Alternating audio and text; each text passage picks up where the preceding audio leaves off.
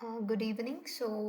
We will start today's session, and if other people are joining, I'll let them in subsequently. So, yeah, I'll share the screen.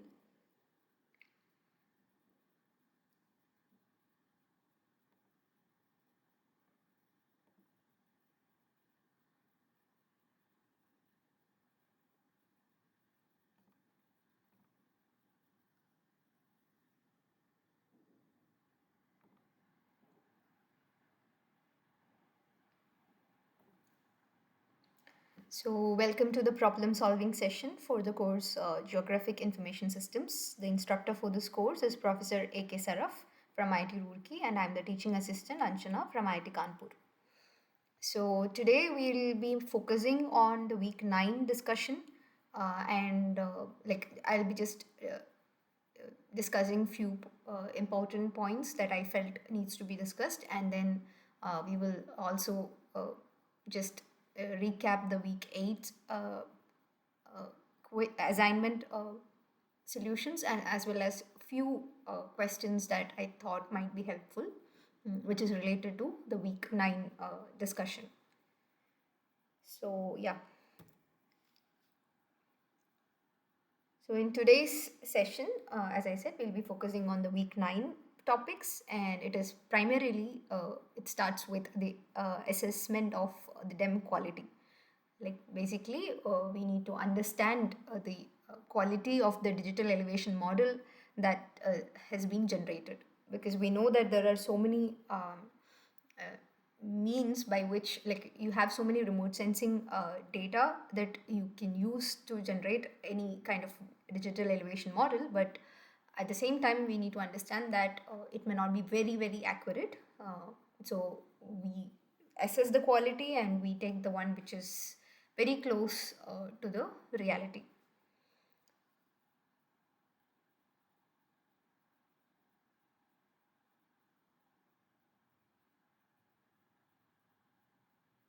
So here, basically what they're trying to say is errors in a digital elevation model are likely to be larger on shaded slopes. Like if you've seen like previous lectures also, you might have seen the digital elevation models that sir had shown you. So basically the errors, the likely regions where the errors can be are the shaded slopes, uh, and smooth and featureless terrain. Like basically if you don't have much of a feature in a particular terrain, their errors can be there in terms of accuracy, and them errors are spatially variable and spatially autocorrelated.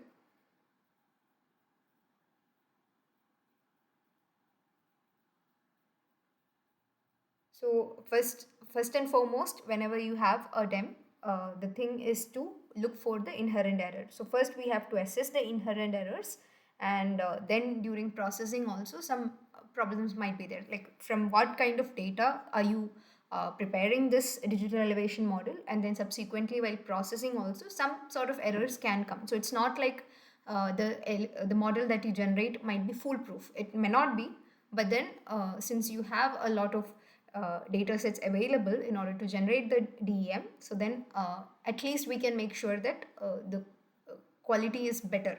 The one that you've taken, that quality is at least better than some other DEMs.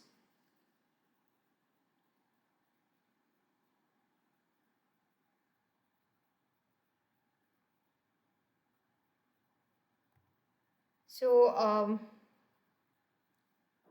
what we have to keep in mind is whenever we are doing a GIS analysis, the ultimate thing is to generate a model, right? Now, model, is a representation of the reality. Okay, that like an approximation, you can say. It may not be the exact reality, but then a close enough approximation of the reality. So we get all kind of information regarding the real world features or phenomena using a digital elevation model. Like it can be done. So the goal of spatial modeling is to produce close approximation of reality, and as much as the quality of that DEM is good, that much close it will be to the reality. That's the reason why we have to focus on the digital elevation model quality. Now, while assessing the quality of a DEM, we need to discuss about uncertainty. Okay, so basically, like digital elevation model, it's basically a GIS model, which is uh, an abstract form of reality or an approximation of the reality, which I've been saying again and again. Now, the reality is, for instance, like of course, DEM model is not just talking like right now. People not only use it for just elevation information, but they also use it for other purposes like concentration, some uh, soil types, all those things. It can be used, but then generally when you talk about DEM, it's mostly related to the terrain and all those things. So we are basically having a terrain, like model of a terrain in the abstract form, and it's not a one-to-one scale. Exactly how it is on the terrain, that may not be the case.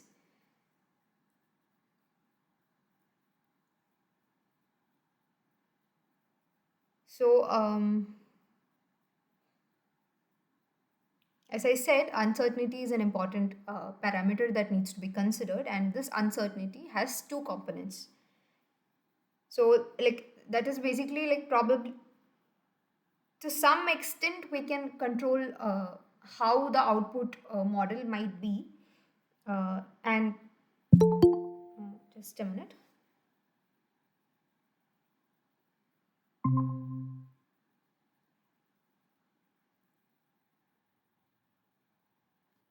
But then the quality of the data that you use, that is very important. So that's why it's written here. Uncertainty has two components.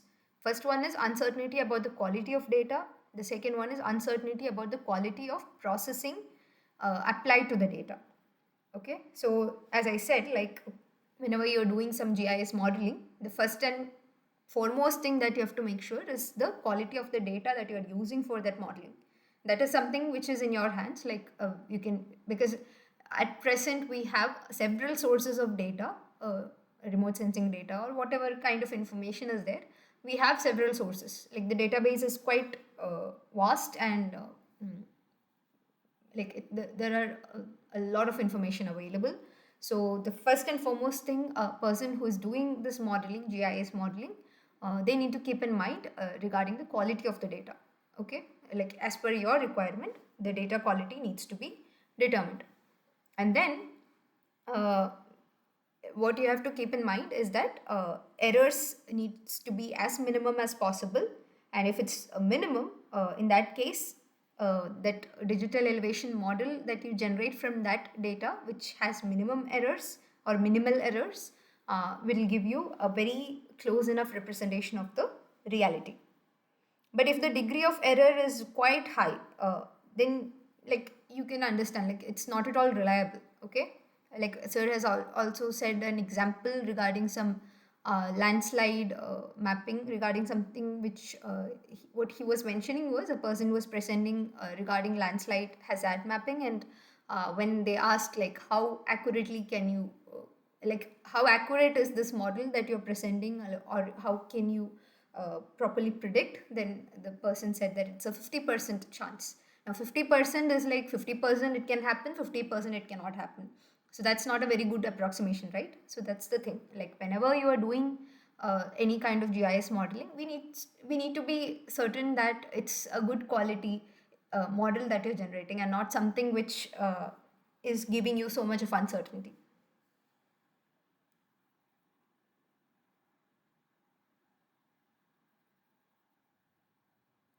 So data, that's what I said. Now error, the error that I've been talking about, that is basically the difference between a data set value and the true value. So now what does this true value means? Like the exact value on the ground. Like for example, um, I'm staying at the bottom of a hill or something, and I actually measure the slope at the bottom or something like that. Okay, at some point I'm measuring it from the ground. Now, the same thing can be done by some other data, remote sensing data, and doing some approximation and some interpolation or something. That can also be done. Now, if whether that interpolation or whether that information that you got out of this remote sensing data, but if that is right or wrong, is determined by seeing how close that value is to the true value that you determined on the ground. Okay, so that's what we say error. Error is the difference between a dataset value and the true value. So what you have to keep in mind is that in case of DEM, of course, it's not about a 1 kilometer area, right? Most of the time, digital elevation model might be done for a kilometer square area, like several kilometers of an area, and it's not possible for us to go to each and every point to determine the true value, right? Because of course dem is a continuous surface, so it's like it's not possible like at every single point that you go and get the true value. So we effectively what will happen, like we will not have the true value for each and every cell of the dem model. So if for instance there was some possibility for us to determine that, then the digital elevation model that I create out of it will be very accurate, highly accurate, and of high quality. But since we do not have that value for each of the cell, then we have to go for this remote sensing technique or the interpolation technique. Okay. Mhm.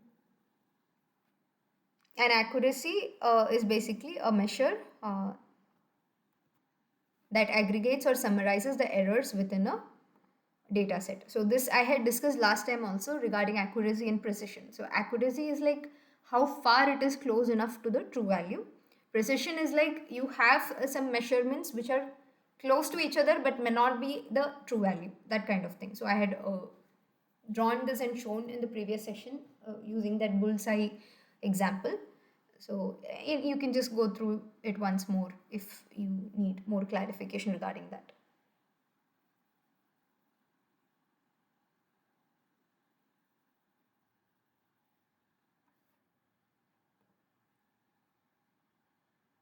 So another thing that we need to keep in mind is that the quality of a digital elevation model, it is reported in a root mean square error value. So as I said, the uncertainty or the error is what tells you regarding the DEM quality. And now that error is basically, it's reported in root mean square error. Okay.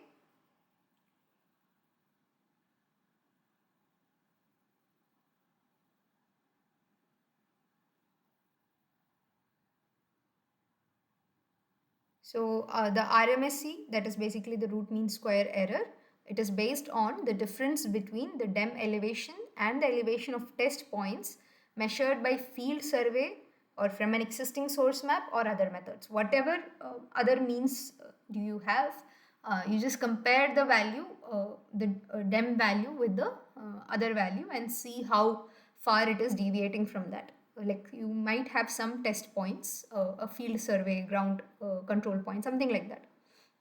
So it can be hypothesized that the distribution and scale of errors within a DEM are at least partly related to the morphometric characteristics of the terrain. Morphometric means basically the elevation, the slope, aspect, all those things. So the how far those errors are and how high those errors are, that is kind of related to such features also, which is present in the terrain. Sometimes the terrain may not have such a rough surface or something. Sometimes it might be very undulated, like there might be so many up hills and valleys and all those things. So here the only thing you have to remember, I had just picked certain points which I thought is important for the discussion. So the main thing you have to remember is that the DEM quality is reported in terms of root mean square error. Okay.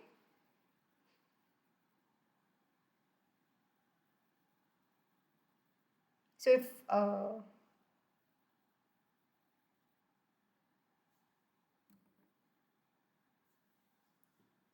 so the DEM accuracy may be used to visualize DEM quality by showing epsilon bands around contour lines and catchment boundaries. So if you have some contour lines that you generated based on the remote sensing dataset or anything like that, so we make use of epsilon bands in order to talk about the DEM quality. Okay, so that is basically what epsilon bands are. They are polygons drawn around lines to represent the uncertainty in a line's position. So this is basically, just a minute, let me just connect my pen.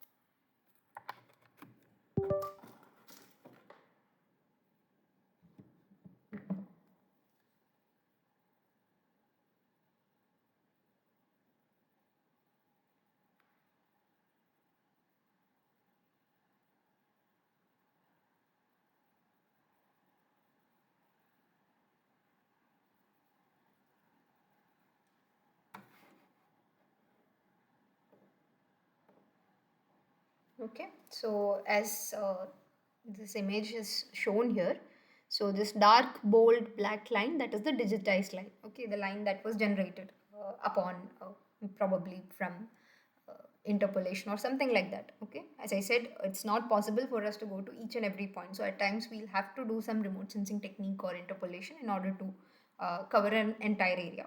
Now, in order to make sure that this particular line that was digitized, if it is right or wrong, we make use of epsilon bands. Now, epsilon bands are basically they're polygons. So if you can see around this dark bold line, we have so many polygons that are shown here. So that actually shows you the uncertainty in a line's position, like how far uh, that line is accurate. Or here I have another definition. It defines a zone of uncertainty around the measured line within which the actual line exists with some probability.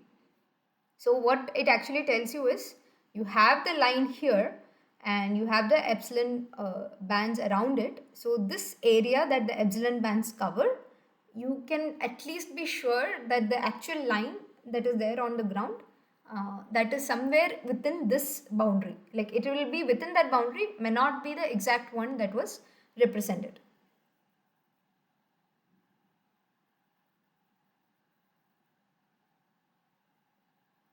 So that is what is shown here. Okay, if you can take a look at this image. So this light gray color, that tells you it is less than 1 standard deviation. So this light color area is where the most probability of finding that actual line is, and then as you go away from it, the darker that area gets, the standard deviation is more. So it's a little less, like anyway it is bound within this, but then as you go away from it, the certainty is decreasing.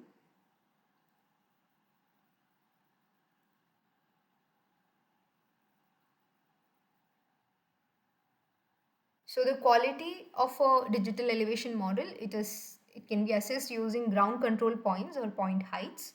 Now you know what ground control points are, right? When we were doing the georeferencing session, so we had said like you have some kind of map which is not georeferenced. That is basically it's just a picture until you georeference it. When you do georeferencing, you actually can get the latitude, longitude, or such details of any point on that particular map. Now, how is it done? Like you have an already georeferenced map with you, from which you will compare it with the picture that you have, and then you find ground control points. Ground control points are the points which you find similar in both the maps, the one which is already georeferenced and the one you have to georeference. So first you will determine these ground control points, then you do the georeferencing. So in case of DEM quality assessment, this ground control points or GCPs will come into use, because you know that those are there, like their point is very mostly the most accurate one, unlike the other points, because this point is something that you compared with the actual like with the reality. Okay, so the ground control, this is something for an information sake. So we have this ground control point library for collection of precise ground control points for entire Indian region. This is available in this NRSC website, that link that sir has given here. So we have this, it's as the name suggests, it's a library. So for the entire Indian region, we have the ground control points for processing and generation of Cartosat 1 orthorectified data.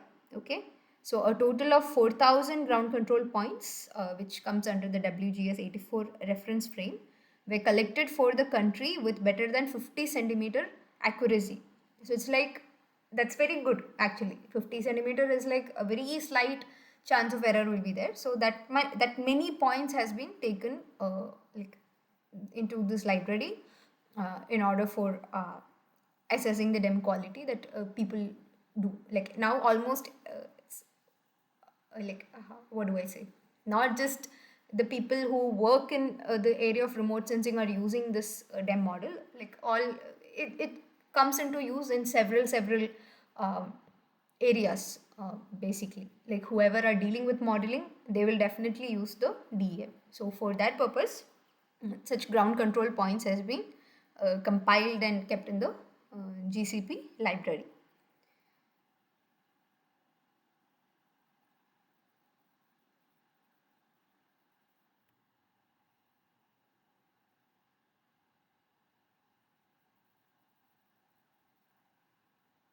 Then sir had also shown certain images talking about these ground control points, which I thought like the essence is basically what I just said. So if you want, you can go through it, and if you have any clarification regarding that, you can ask me.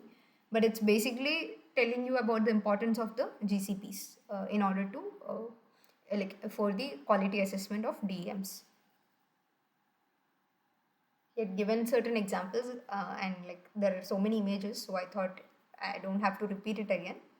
So if you have any clarification regarding that, you can just put it in the chat, and probably I can clarify it today itself, or then probably in the next session.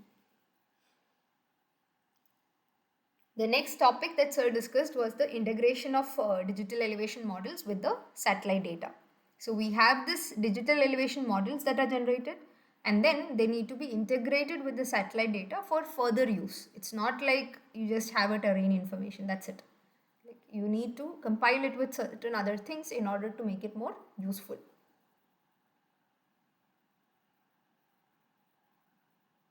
So what another thing that you have to keep in mind is that the DEM, that is digital elevation model, and the satellite data, they're both basically raster data. Okay, and the digital elevation model, it's a storehouse of information which we can use for several applications. And satellite data are also containing a lot of information, and depending on what uh, what you require, how much area you're going to check, all those things can be done using the satellite data.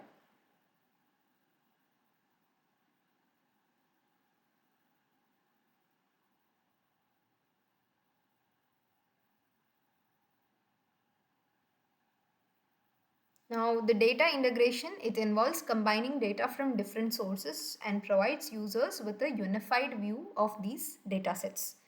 Okay, the application part we'll come to that, but just you have to remember that whenever the DEM data is integrated with the satellite data, the entire model becomes more useful.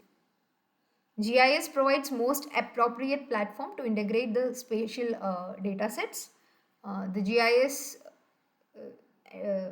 provide platform to integrate spatial data and methods in ways that support traditional forms of spatial analysis, such as map overlay analysis, as well as new types of analysis and modeling that are beyond the capability of manual methods. So it's basically whenever you integrate the spatial data, uh, like data sets, we get more information which we may not get if we were doing all these things manually. So the GIS is basically a very good platform for us to do the easy integration of these data sets. Now, something which all of us can relate very easily is the Google Earth, right? Google Earth is a custom designed geographic information system, and it is the best example of spatial data integration. So, because I've been talking about integration on and off, and it's not very easy to relate. So, a good example for that is Google Earth. Now, Google Earth have the following big database. Okay,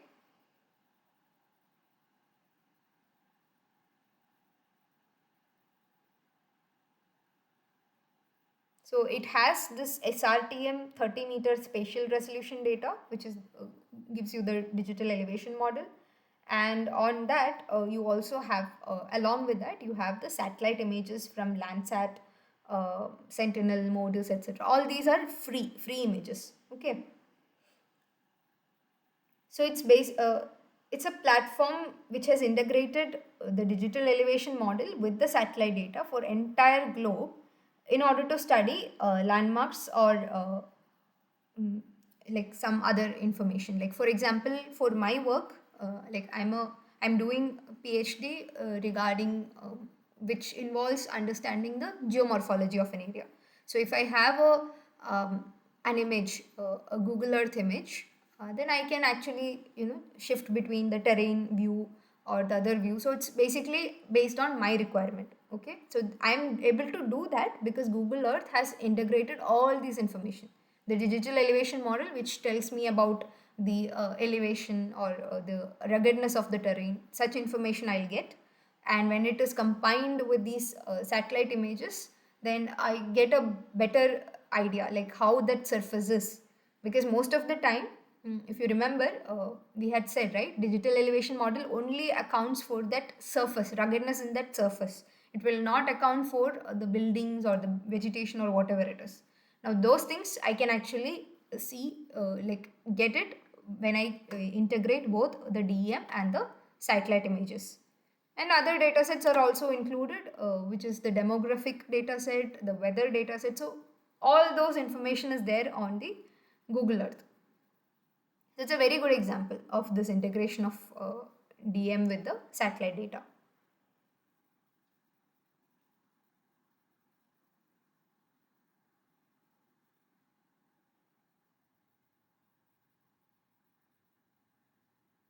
So the main purpose of integrating the DEM with satellite data is in order to have a 3D perspective.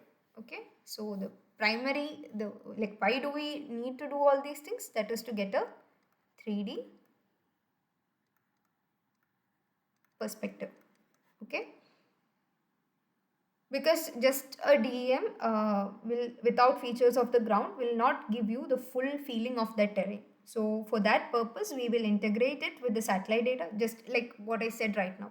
Okay, and then our GIS platform, whatever it is, like ArcGIS or QGIS, that will help us to like get images like the ones that you get in Google Earth in order to get a better understanding. Even we can also include, like as I said, both DEM and satellite data, that is like raster data sets, right?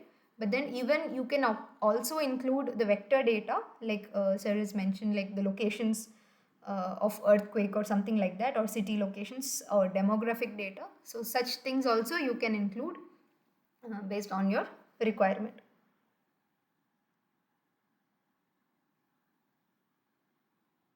So here we have an image. So this is one example of the 3D scene and how it can be used. If you've used it on the Google Earth, you can see that, right? So here, initially you could just see this area like this, but then here you have a vertical exaggeration of that terrain. So here we know some ruggedness is there, but we don't know how much of it is there. And when you come to this view, you can actually see the vertical exaggeration of that terrain.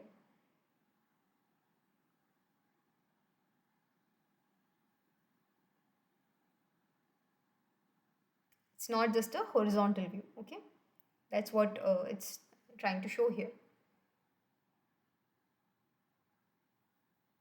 So we are basically like you have this x, y and z. So this z parameter is the one that you are exaggerating in case of this image. That height parameter that is being included in this. That's why you are seeing it a little more elaborate in this image. It's all dependent on the purpose why you're doing this. So one has to be very careful while increasing this because it's not actually giving the real picture. This is just to understand. That's it. Because you are increasing something a little more than its actual form. Okay.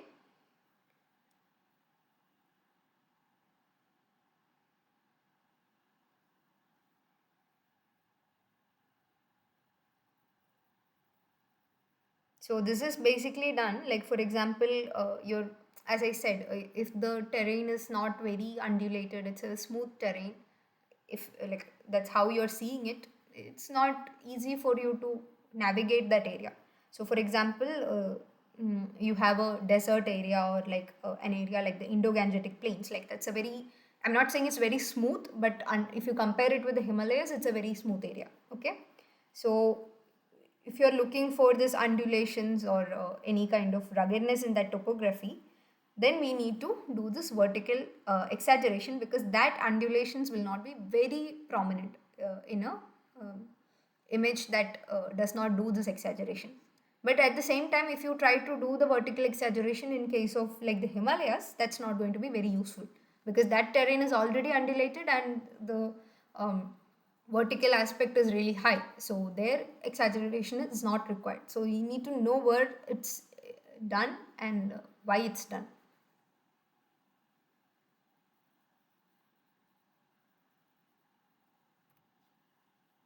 Then here we have another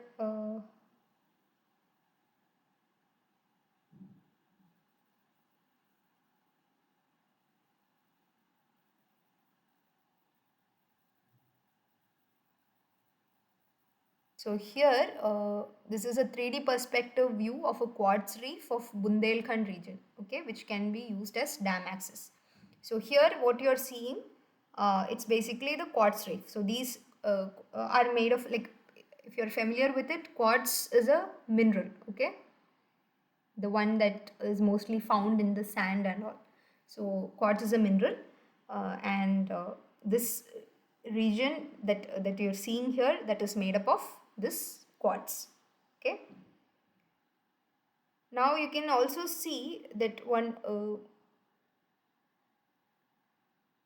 I can't zoom it, but then you can see that there is a river, which is a river stream that is going like here, and so if I'm looking for a suitable site where I need to build a reservoir for groundwater recharge or for surface storage,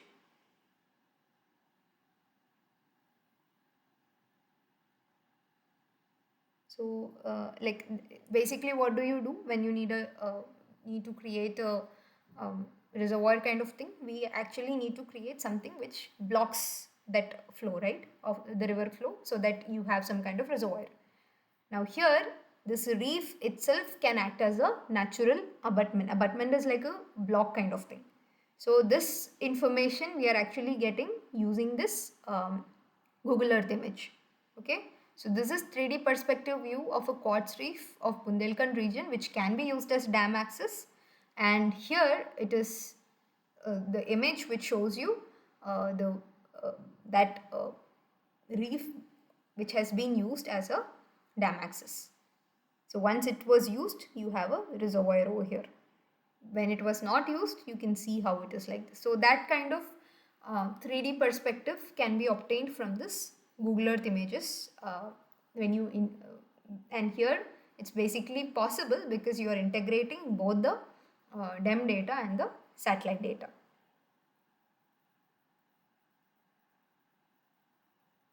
So basically what they've done here is to block that river path and I think it's pretty clear here. This, like, it's not a very good comparative image that you can use for comparison. This feature is being represented here. Okay.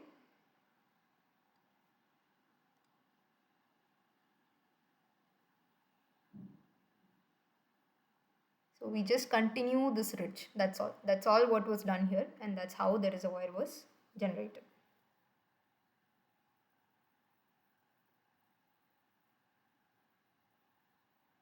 So this was made possible because we have access to remote sensing data or satellite images.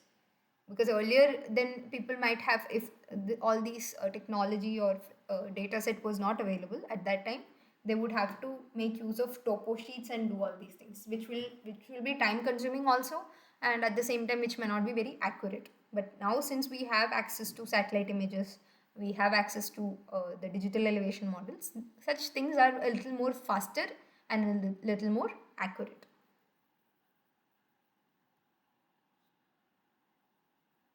So we were talking on and on about this integration of the DEM with satellite images. Now, what is exactly the advantages we are getting out of it? So many of advantages, uh, like we have seen based on this. So that is like 3D perspective view at desired scale and the angle. Like the 3D perspective can be obtained if you do this. The removal of false topographic perception phenomena, FTTP.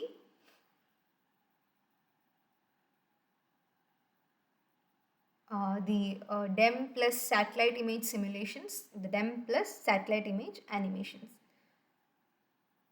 It gives you a more accurate and better idea regarding that particular image that you're handling.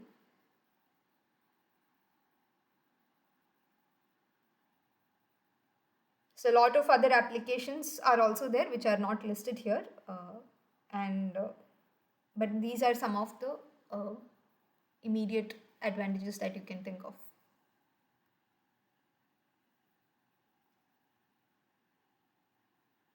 Then the next topic that was discussed was the common derivatives of digital elevation models, which are basically slope and aspect.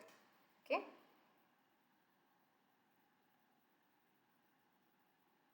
I've not included each and every slide that sir has given because it's already there. So I've just picked certain topics so that it helps you refresh what was taught, so that when the question part comes, it's easier for you to remember.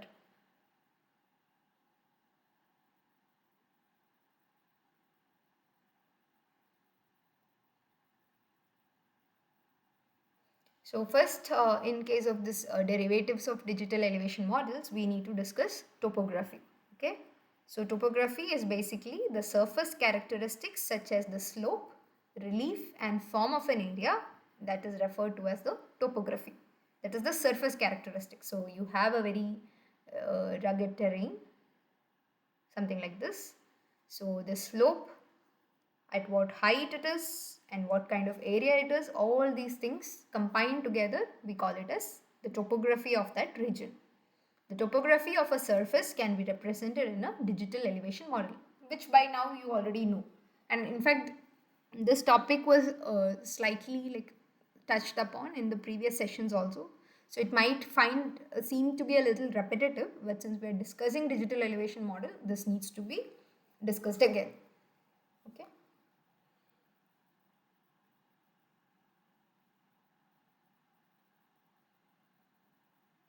So a digital elevation model, it represents a topographic surface in terms of a set of elevation values measured at a finite number of points, and contains terrain features of geomorphological importance such as valleys and ridges, peaks and pits. What they meant by this definition is that uh, you have this DEM model which is made from the elevation values that was measured at finite number of points.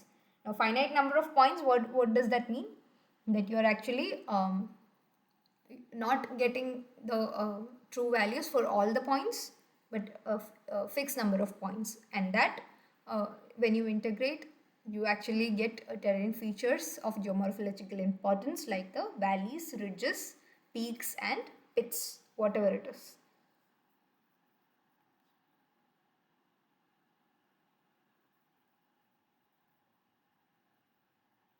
Another thing that we have to keep in mind is by employing higher spatial resolution, or like by making the cell sizes small um, in order to represent the ground area, we can actually go into much detail. Like when you say that you are trying to generate a high resolution image, what you're trying to say is we are going to use smaller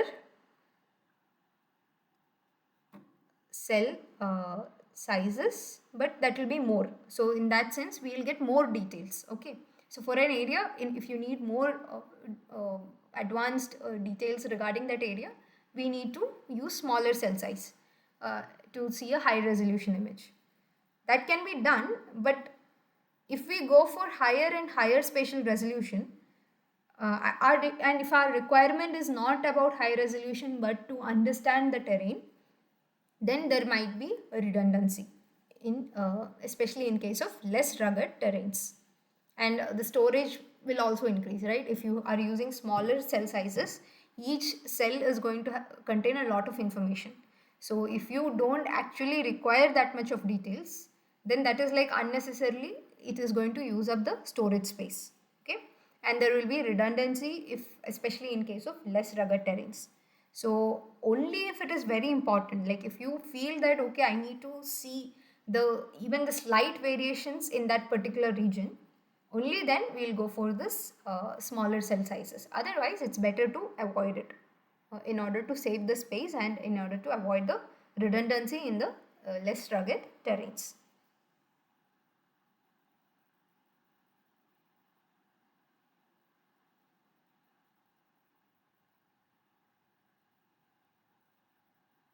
And also another point that was previously discussed, from that I'm just repeating it again, that the higher spatial resolution uh, giving you a more accurate representation of terrain may not be always true. Just because you have a higher spatial resolution, it may not be the exact thing, like the true fact that you're going to get in the digital elevation model. So one has to be also aware before going for a higher spatial resolution. Only you should go for that if it is necessary for your project or for that study that you are conducting. Then we had discussed about TIN, which is the triangulated irregular network. If you remember, we had certain images like this, right? So several triangles connected, this kind of image. So this is like the tin model or tin structure that organizes data in irregularly spaced triangular facets. These are triangular facets, okay?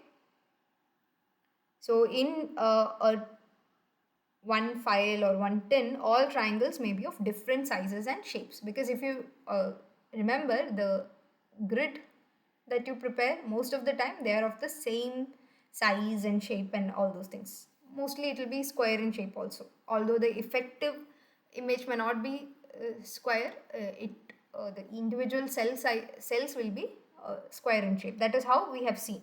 But in case of tin, the triangles may be of different sizes and shapes, but they will represent that these facets that you see here, they will represent the different parts of the terrain.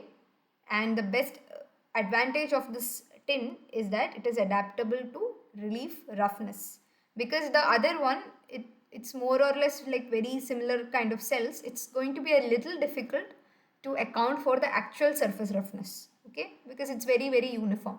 But since the irregular triangulated irregular network, the triangles are of different shapes and sizes, that will be a more close enough representation of the reality.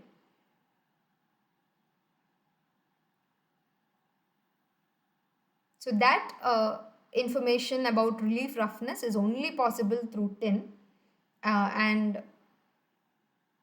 the size of triangles will also depend on the density of the observations, like how far you have information you have. But still, it is a more close enough representation of the actual feature.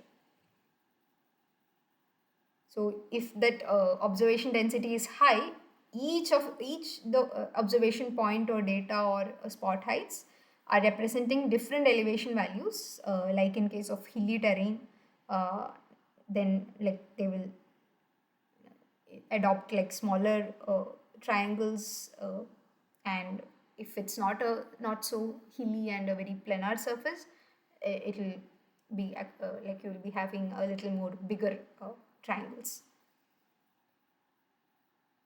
So this allows for additional information in areas of rough relief without redundancy in smoother areas. So the most common transformations working with elevation data are, these are the topographic transformations. So we need to understand the slope, the gradient and the aspect. Slope is the rate of change of elevation, how that particular hill or mountain is changing in terms of elevation. Gradient is the maximum slope that is present in that particular feature. An aspect is the direction of slope with respect to north. So the geographic north that you have, so with respect to it, in which direction is that slope facing, that tells you about the aspect. So we actually use these topographic functions in order to calculate values that describe the topography of an area. Okay. So the topographic functions are used to calculate values. This thing you have to keep in mind. Okay. That describe the topography of an area. This is something we need to keep in mind.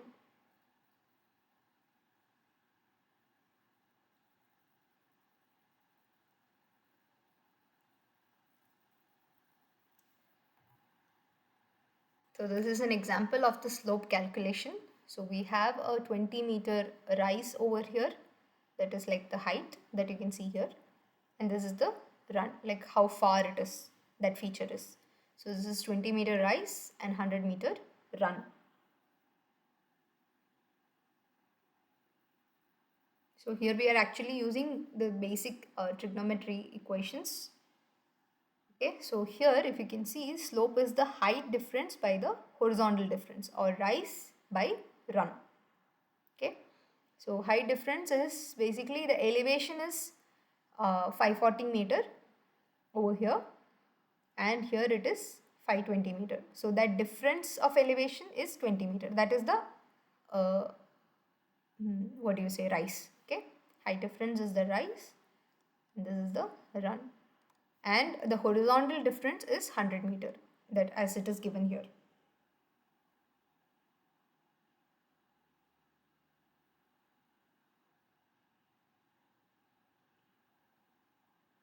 So here if you see 20 by 100, that is like 0.20 multiplied by 100, like in order to see the percentage. So the percentage of slope is 20%. Okay, so in terms of simple trigonometry, you can see here degree of slope, that is this angle, that slope is theta. Rise by run is equal to tan theta. Why? Because this is rise and this is run. And if you remember, the tangent of any in trigonometry, the tan theta is basically the this opposite side by the adjacent side. So that is rise by run, and then the percent of slope is basically rise by run into 100, which has been done here. Now if the degree of slope is 30 degree, that is like not very like it's a gentle slope. Okay, then the percent of slope is 58, because why? If this is 30, then the percent of slope is this one, right? Tan theta into 100. So tan 30 will be determined, multiplied by 100, we get this. Similarly for 45, the percent of slope is 100%, and for a 76 degree slope it is 375. So it's like it gets exaggerated as the slope, degree of slope increases.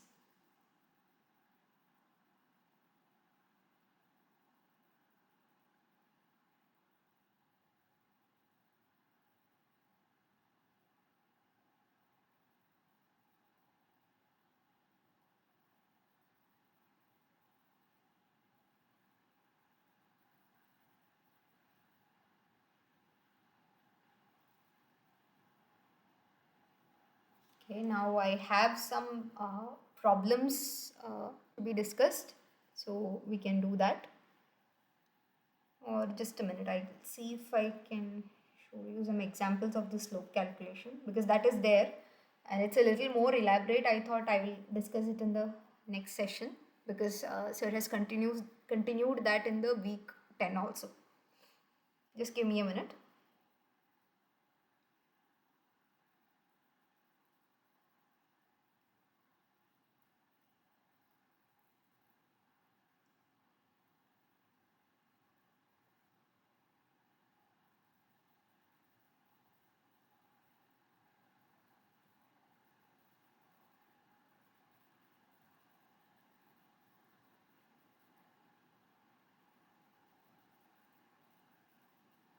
I think it's better we discuss it in the next one, because sir has continued that.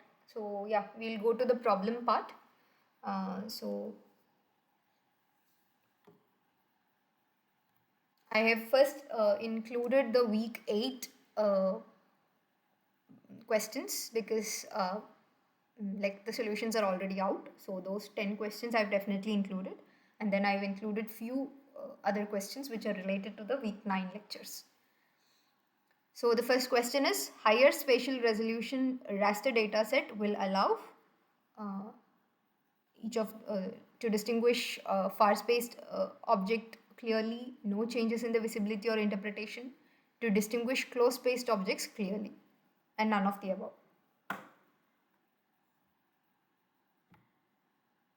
You can give me the answer in the chat. Like, this is already, like, you might have submitted the assignment, so it's just a recap of what has already been discussed.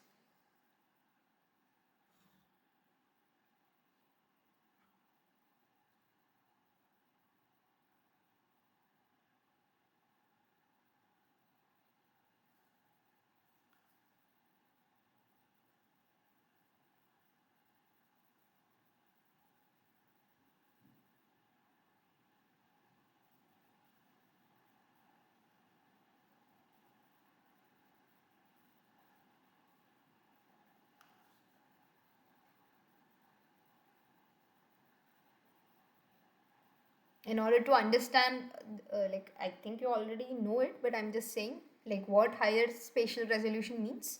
It means that the image is composed by more pixels than the lower spatial resolution image. So what kind of information will that give, like, if the spatial resolution is high in a raster data set?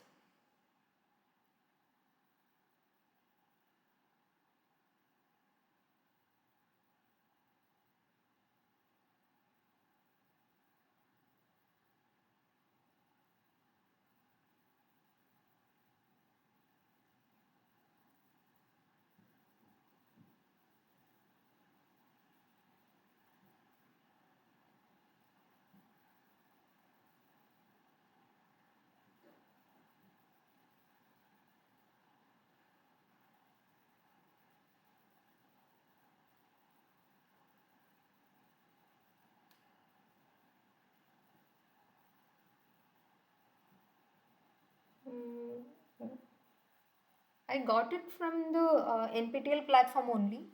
Uh, this was the first question also for me. I think they might have mixed it, but then this is from week 8. It's not from week 9. I'm discussing the week 8 assignment. Can you please check it once more? Or probably the questions that are showing in mine might not be the same that you have. In that case, it's more helpful. It will help you revise for your exam also.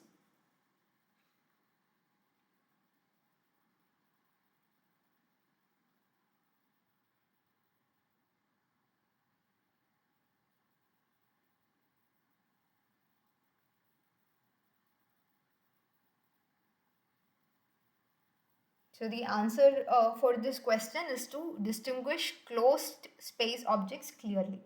Yeah, exactly. Yeah. Okay. Thank you. So only thing you have to keep in mind whenever this spatial resolution thing is being discussed. So what you have to keep in mind is that just a representation like this. Okay. It's always like when you have some visual idea, then it's easier for you to recollect. So I'm just drawing it here so that it's easier for you to remember.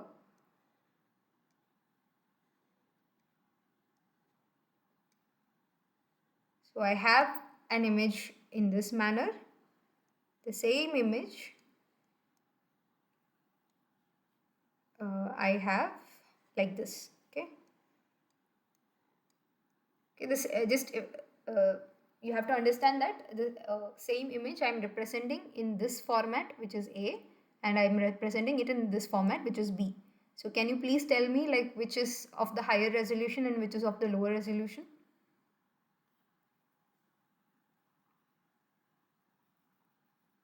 Because keeping this image in mind, it will be easier for you to understand this resolution, spatial resolution difference.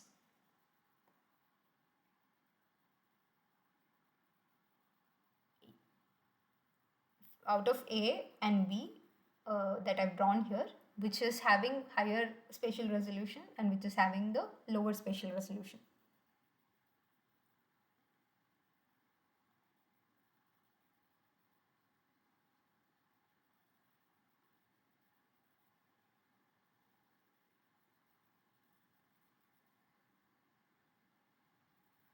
Exactly. So this has the high spatial resolution, that is A has high spatial resolution and B has low spatial resolution. So this is something that you can just keep in mind whenever such topic comes. It will be easier for you to understand. So from this itself you can see that if you have an image or something which has a higher spatial resolution, you can actually distinguish closed space objects clearly. Okay. Far spaced objects, even using low resolution images, it is easier for you. But close space object, in order to distinguish them, you need a higher spatial resolution data set. The next question is, you have a 10-meter spatial resolution and a 20-meter spatial resolution. So which is better?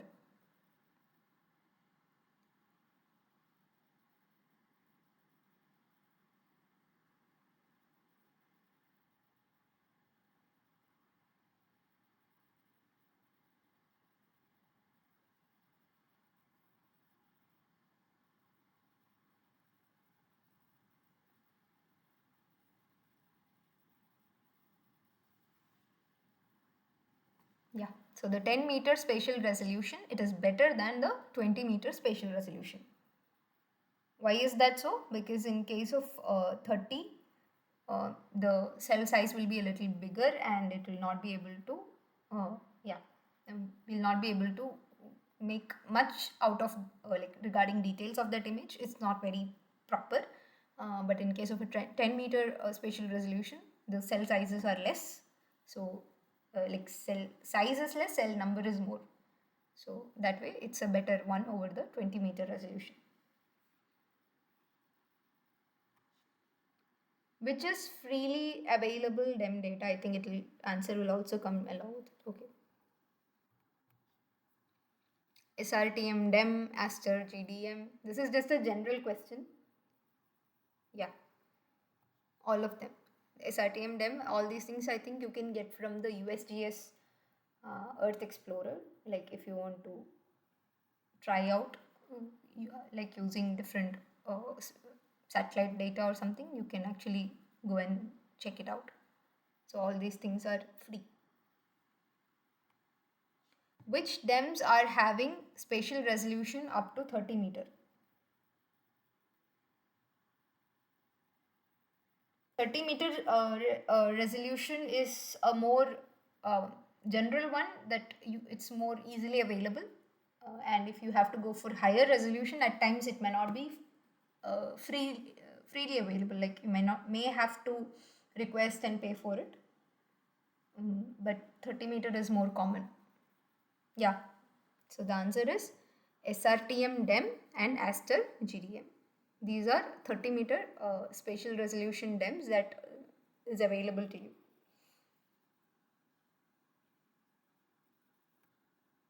What is spatial interpolation? This we have discussed last class also and before that also.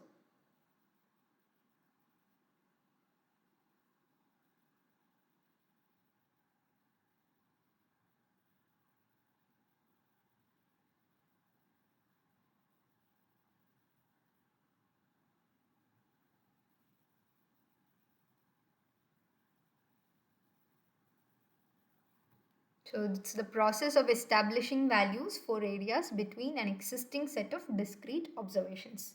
So I had given the example also different like for this, like you will have few strategically obtained data set using which you will find the remaining information about a particular area. It can be anything like the elevation data, the rainfall data, population data. So, what is the idea behind this? It's that if you have a point, information regarding a point, then that whatever points are close to it will also share the same information. So, using that idea, we will be doing the spatial interpolation. One thing we have to always keep in mind is that this is something which helps us in terms of like you don't have to go to each and every point in order to obtain the data, but at times what happens is like very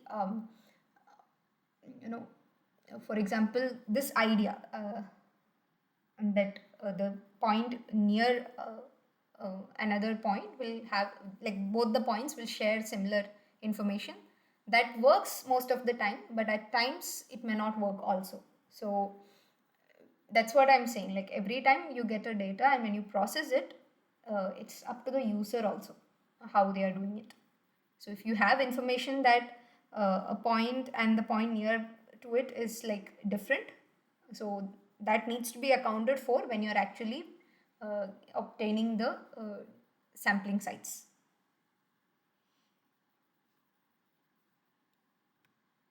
Cartosat 1 and Cartosat 2 provides which of the following?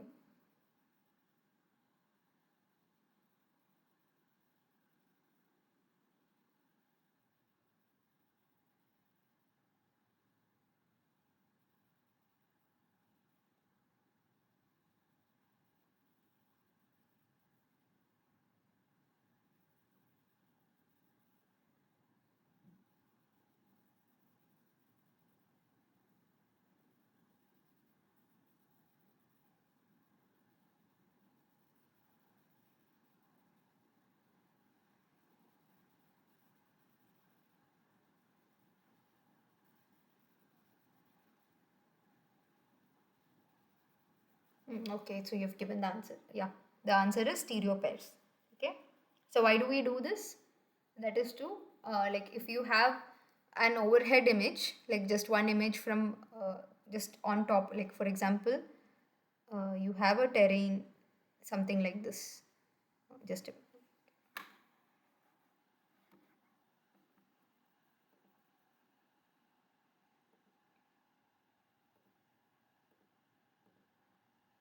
okay, so we have a terrain, something like this, and I have a satellite image just from the top, okay, like this. So I will not be able to account for how high this feature is, or like its elevation will not be very well accounted for if I have a image just from the side. So what we do is we take the image at different angles and then we combine it in order to obtain a 3D perspective of that area. That is how we utilize the stereo pairs, and this was done uh, by Cartosat 1 and Cartosat 2. Now things have advanced and basically stereo pairs are not as widely used, but this was something which was used before. The most common use of Thiesen's polygons is to create contour lines. Is this true or is it false?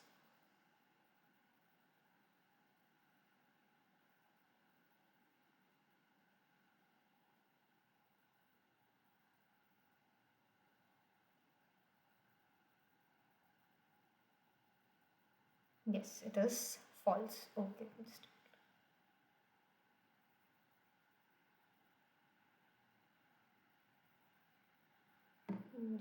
give me a minute. Let me.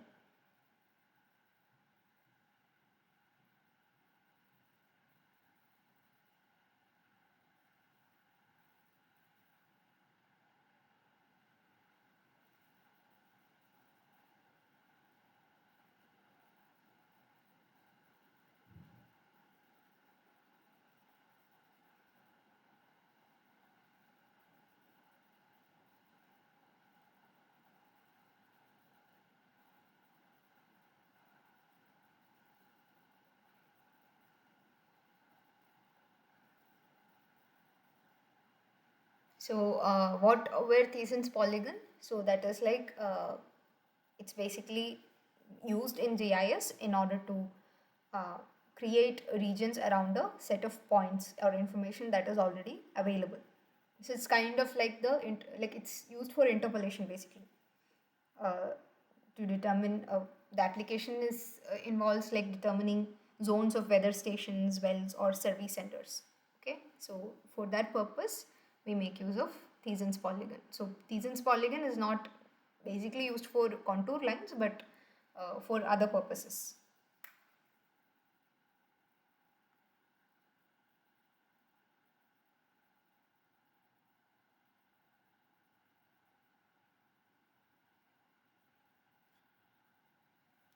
I'm just checking for an example so that it's easier to recap.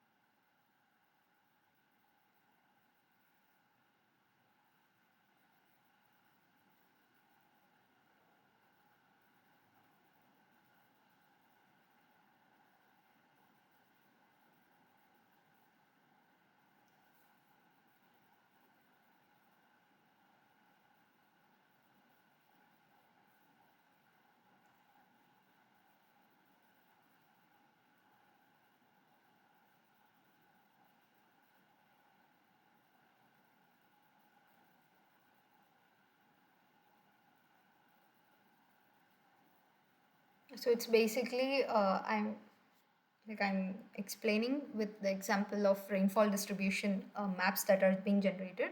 So that can be generated using the Thiesen's polygon. Okay. So what happens is like in case of this rainfall stations that are installed in different places, like that is how you're getting the rainfall information from different locations. So what is done is to divide a region based on the proximity of the given rainfall stations that are available. So each of the Thiessen polygon, in case of this example, like rainfall stations, what they are going to do is it represents the area which is closest to the specific station, assuming uniform rainfall within that zone. So you are just generating a polygon, assuming that this point, like let's say the rainfall station is here, so every region within this polygon will be having that uniform rainfall which was recorded by this station. Similarly, you will have other rainfall station here which has a different polygon. Okay, so this method basically helps us to estimate the rainfall distribution where you don't have that much of ground data available. But the problem with it is that it will create sharp boundaries and may not tell you about the gradual changes in rainfall. Like it will just assume that all that area is having the uniform rainfall conditions. So that kind of disadvantage is there, but then at least something is better than not getting any information at all. The direction of a slope with reference to north is termed as, this we discussed it today also.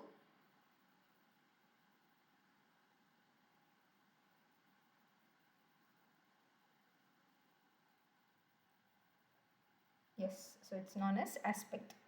We have slope, gradient, and aspect. Slope is the change in elevation, gradient is the maximum slope that is present, and aspect is the direction of a slope with reference to the north.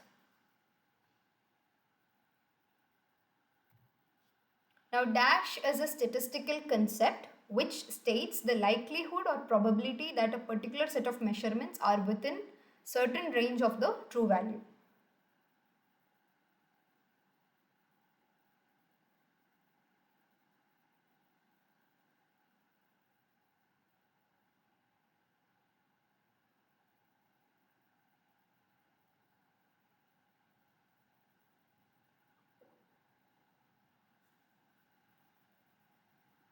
This we had discussed in the last class also.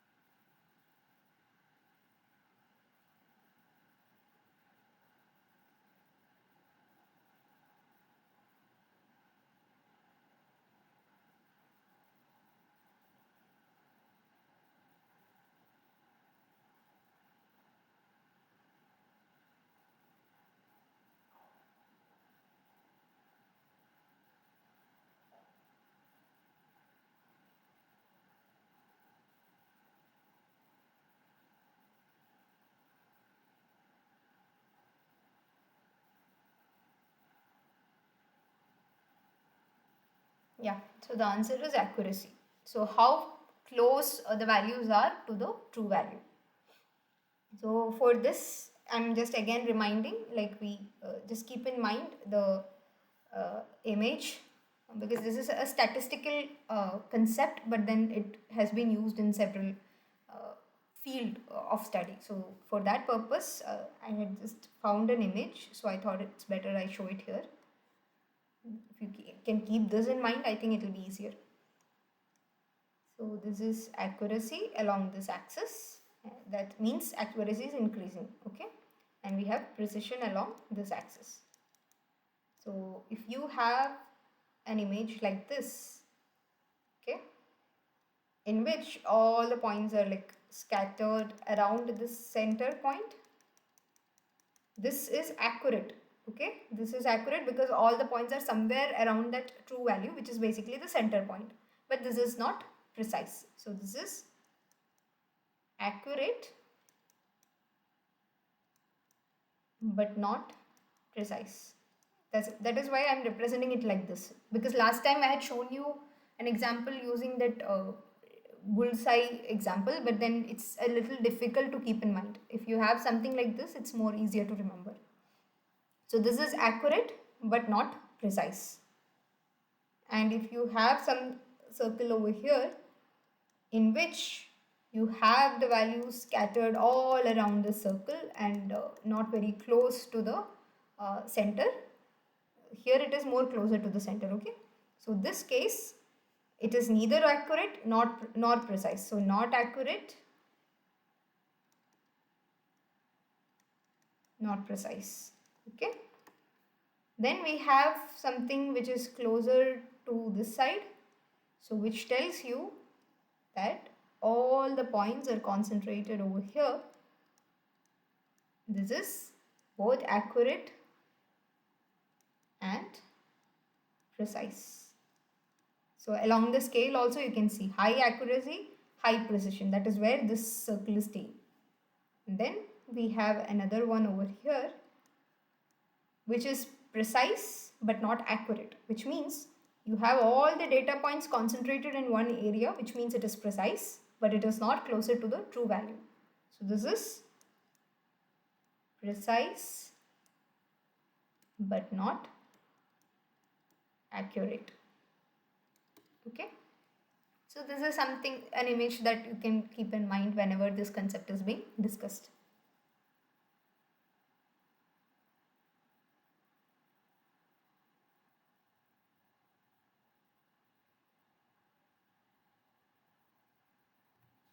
No data is a, like when you say you have a grid cell or something like that which has no data, yeah, so it is a value. It's not that it is going to, like when they say no data, that you don't have any value or it's zero or nothing. It's something is there but you don't have it available with you,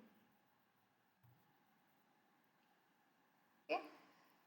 Now this is from the like which is useful for your week 9.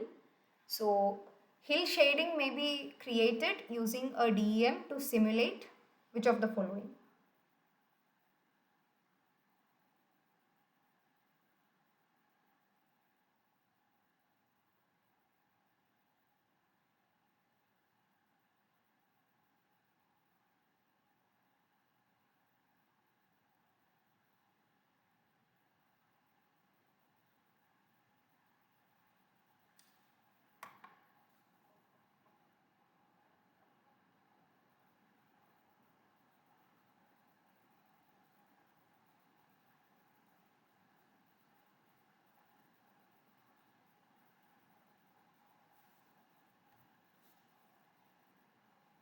So the answer is relief, okay?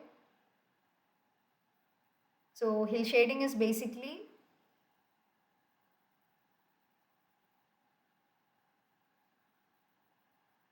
it's a technique which is used in GIS in order to simulate the terrain relief using a digital elevation model. So it basically creates a 3D like effect by simulating this light and shadows, okay?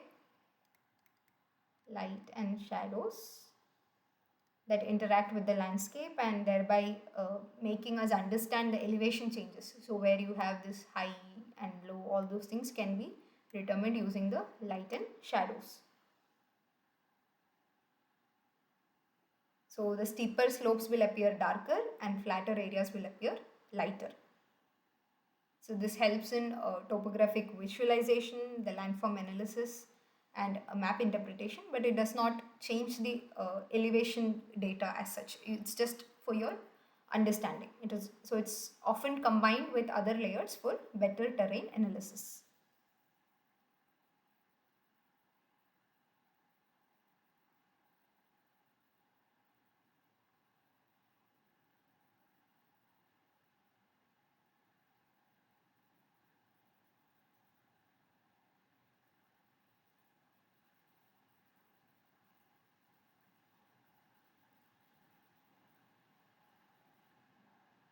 So one thing you have to keep in mind is how the slope and relief are different, because we know aspect is telling you about the direction of slope. So it can be a little confusing.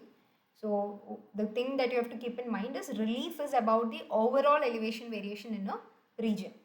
Okay, like that is an overall information that you're getting, while slope is about how steep or gentle a specific part of the terrain is.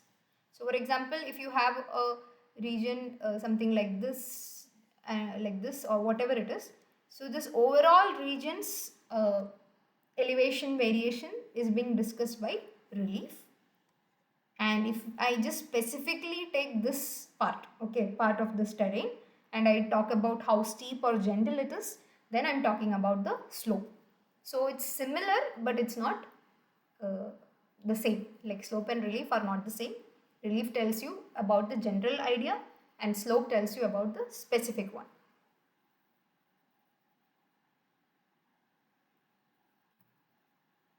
The DMs are used often in geographic information systems and are the most common basis for digitally produced which of the following?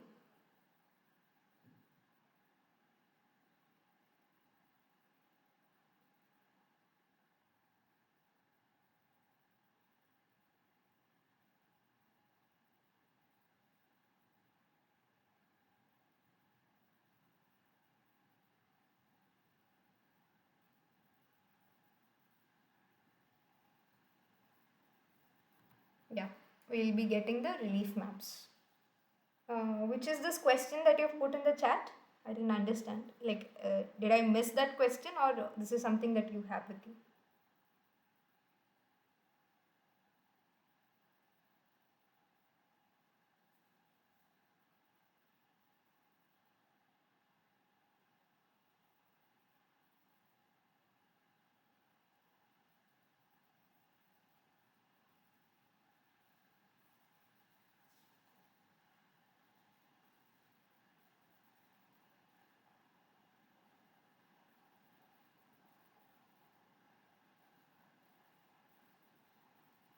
Okay, anyway, I think it's a question that you have, and like the rate of change of elevation, it is known as slope, right? And gradient is the maximum slope that is present in that area.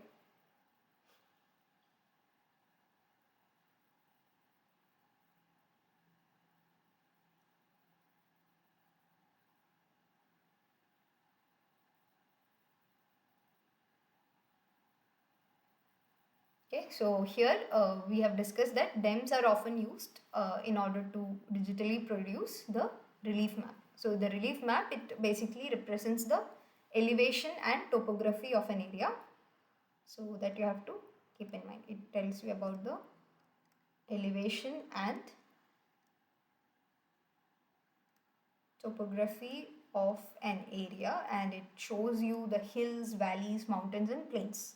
So it visually it emphasizes the height differences in a landscape, thereby helping us to interpret the terrain. Now these relief maps are of different types. I'm not sure if sir has discussed it, but just for information sake I'm saying we have the shaded relief. Okay, so this is just for information sake I'm saying. Okay, so you have relief maps of different types. So we have the shaded relief, or the hillshade map. Okay, so this, you just, as the name suggests, it just uses the shadows and lighting in order to generate the 3D map. Okay, then we have the color coded relief. So what does that do? It uses color instead of shadows and lighting. It uses colors to indicate the elevation. Like for example, uh, generally what people use is they use green color for lower elevation and brown color for mountains. It's not necessary that you use it like that, but that is how most of the color coded relief maps are shown. Okay. So here we use shadows and lighting, and here we use colors. Then we have the contour map. So what does that do? It uses contour lines to represent the elevation difference. In all these things we are talking about elevation and how it is represented. The first one, it is represented using shadows and lighting. In the color coded relief we have colors which shows the difference, difference. Contour map uses contour lines for different elevations, and even we have the 3D relief model, which is like a physical or a digital representation of terrain in the 3 dimension. And all these things are used. How is it made? It is made by using the DEMs, okay, digital elevation models. Then with the help of QGIS or ArcGIS, like basically any GIS software, and also combining it with the remote sensing data.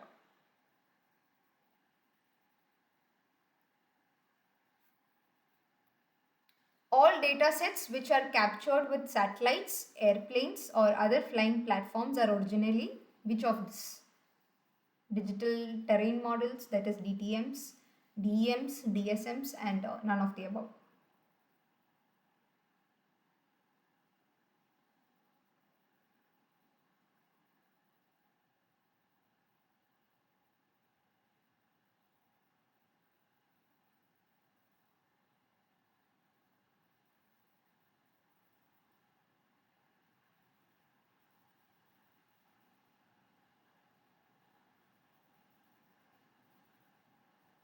If you remember, like you just have to think about the definitions of each of these, then you will understand what kind of data set you're getting from satellites, airplanes, or other flying platforms.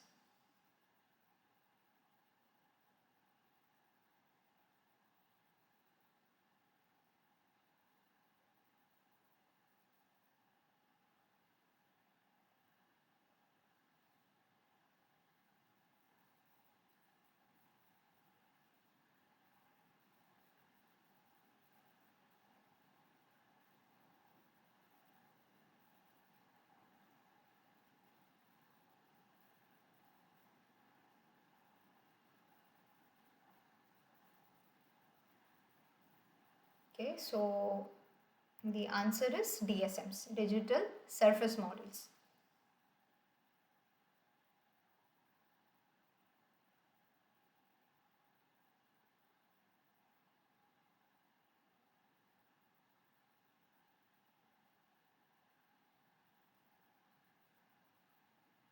Yeah, so it is digital surface model. So if you remember, we had made a comparison of these three, DTM, DEM, and DSM. So DSM actually also gives you information regarding the buildings or vegetation or whatever feature is present above that terrain. Okay, so DSM gives you such information, while DTMs and by extension the DEMs is mainly telling you about that surface, like that terrain features without the whatever feature is present over it, like the vegetation or the building. So it excludes that and gives you the information about the just about the roughness of the terrain. But in DSM we will get information regarding the buildings, the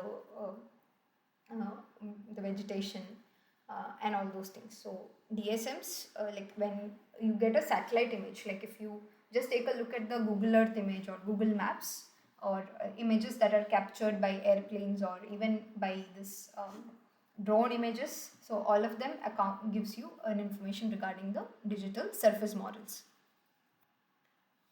Okay. So the next question is, spatial interpolation is the observation that points close together in space are more likely to have dash values than points far apart. This we had already discussed. This was just a question that I found, which was not there in the week 9. So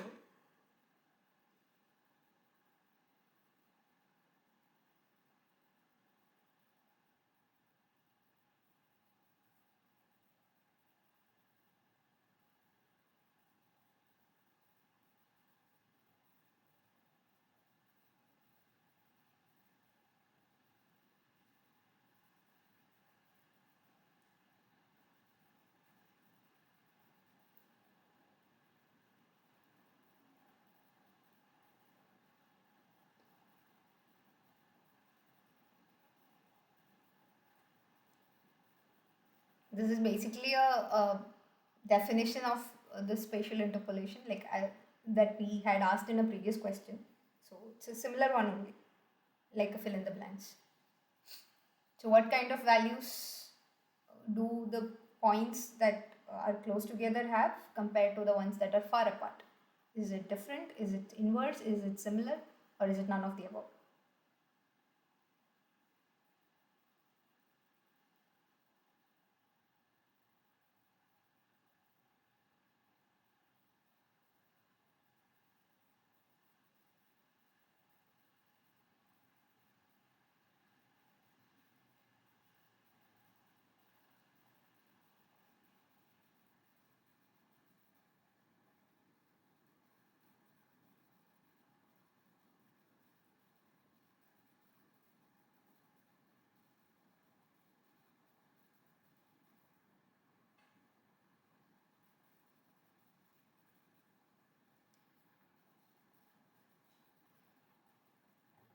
So the answer is similar. This we have already discussed, so I don't think I have to explain it further. But as you can see, spatial interpolation is a topic which keeps coming, right? We had discussed it in previous sessions also, and then it has come again in this, especially where we are discussing the digital elevation model. So it's something that you have to keep in mind, which is a bit important in this topic. Okay. So I think I have only, yeah, that many questions. That, like, only 4 additional questions I had with me, uh, because the other questions that you have in week 9 and the questions that I have from old assignment, it is very similar. So I can't discuss it now, but we'll discuss it in the next class.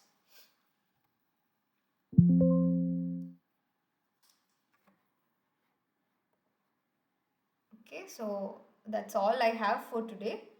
Um, so if you have any questions, you can put it in the chat, or uh, you can just let me know. Otherwise, I'll just end the meeting now.